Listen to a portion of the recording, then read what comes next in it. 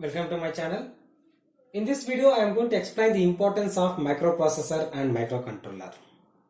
So this microprocessor and microcontroller is mainly used in embedded system. So before going to see this embedded system, first you must know what is system. A system consists of some processing device. Okay, so some processing device and some one input in it, one output in it, and some memory. Okay, so these are the basic building blocks of any type of system. Okay, so it is a processing device, input section, output section, and memory section. Okay, so this is the basic system block diagram. Okay, now I am going to explain this in terms of natural. I am going to divide this embedded system into two categories. One is natural embedded system and artificial embedded system. So what is the basic definition of embedded system? So that you must know. So embedded system is a combination of hardware, and software. Is a combination of hardware and software, and which is used to perform some dedicated function or task. Okay, so that is the basic definition of embedded system. Now I am going to explain this embedded system with one practical example. Okay, I am going to divide into two sections, that is natural embedded system and artificial based embedded system. For natural embedded system, I am going to assume our human body. Our human body will act as natural embedded system. I am going to relate this concept with one for natural embedded system. I am going to relate human body as natural embedded system. So how I am going to relate that human body with natural embedded system indicates. So here input and output sections. Basically what I told, that is system consists of the input in it, output in it, processing device, and memory in it, right? So here the input and output units consists of what? Our hardware parts. So hardware parts indicates here legs, hands, ears, nose, okay, all parts of your body that will act as input and output devices. Okay, just assume that input and output devices. And this processing devices, that is brain. So brain will act as what? CPU. So for human body, so brain will act as CPU. So this memory indicates, so human contains what? Infinite memory. So why human contains infinite memory indicates, so we are going to get the data from our childhood itself. Is it right? So from childhood to that is upper level. So whatever the commands which is going to given by our parents, our teachers, our friends, okay, all the informations or some incidents or some informations, everything is stored in our memory. So that's why human memory indicates what? Infinite memory.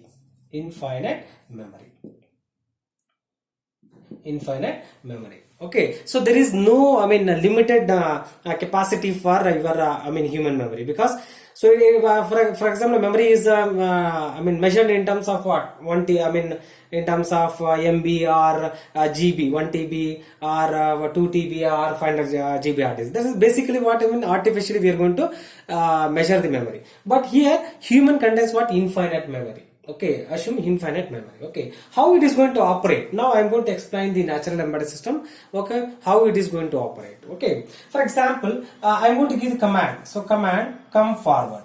So come forward is one command. Okay, so which is already fed into your memory. So which is already fed into memory with some of the people, like either your teachers or your parents or your friends, whatever maybe, right? So that command is already stored in your memory, right? So after giving the command, after receiving the command from the outside world, okay, so what it will do? The brain, that is CPU, it gets the command from from the memory which is already stored in human. So that is accessed by the CPU, that is brain, and automatically it is going to activate your legs, because come forward. So that indicates what? The hardware part.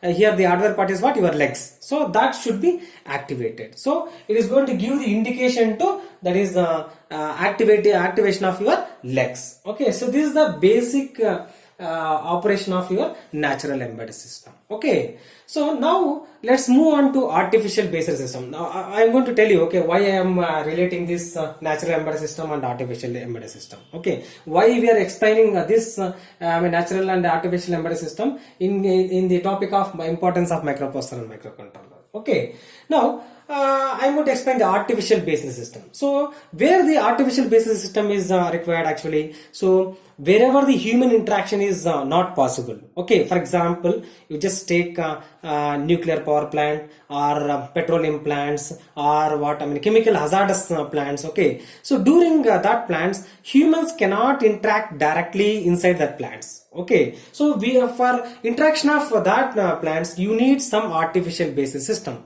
The best example, you just take it as what, robotics. Okay, for example, if you want to monitor a temperature parameter or voltage parameter inside the nuclear power plant, so in that cases humans cannot enter, not possible to enter easily in that plants. Okay, so during that situation you have to create one artificial basis system, that is robot. So by inserting what, different input devices like sensors, in terms of sensors, to access the data from the corresponding plants. Okay, so that's why, so artificial embedded system also, so it contains what, okay, basically, so it contains what, CPU and input in it. Okay, input in it and output in it, and also it has what, some memory.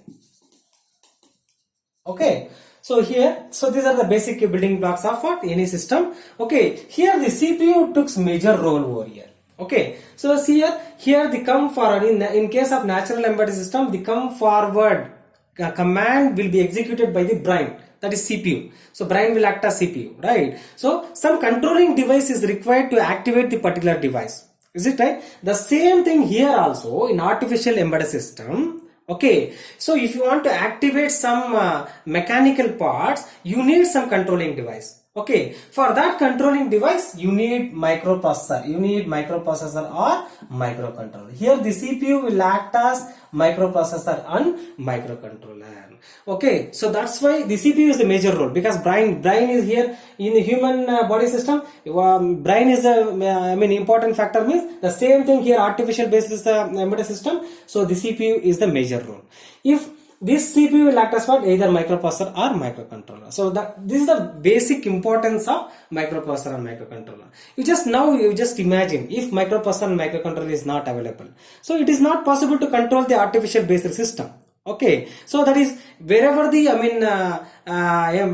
human interaction is not possible, or wherever the automation required, automation of devices is required. So this MPMC, that is microprocessor and microcontroller, took major role to controlling the entire device in artificial based embedded system. Okay, so that's why we are going to study this microprocessor and microcontroller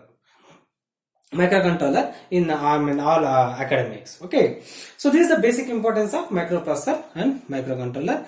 So hope you enjoyed this video. So just please subscribe, share and like this video. Thank you.